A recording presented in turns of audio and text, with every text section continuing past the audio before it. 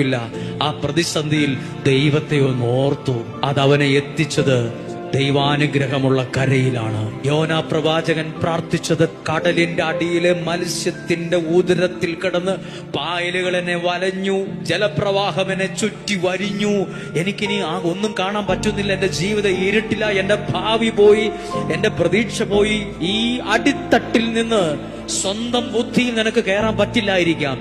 ഈ അടിത്തട്ടിൽ നിന്ന് സ്വന്തം ശക്തി കൊണ്ട് ഒരു സ്റ്റെപ്പ് വെക്കാൻ പറ്റില്ലായിരിക്കാം. ഈ അടിത്തട്ടിൽ കിടന്ന് ഒരു പടി നിനക്ക് മുന്നോട്ട് കയറാൻ പറ്റില്ലായിരിക്കാം.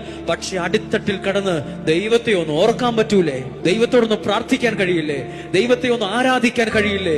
ദൈവത്തെ ഒന്ന് സ്തുതിക്കാൻ കഴിയില്ലേ? അത് മതി. ഏത് അടിത്തട്ടിൽ നിന്നും, ഏത് കോരിരുട്ടിൽ നിന്നും, മത്സ്യത്തിന്റെ ഉദരത്തിൽ നിന്ന് എന്ന പോലെ നിന്നെ പുറത്തു കൊണ്ടുവരാൻ ദൈവം സർവശക്തനാണ്.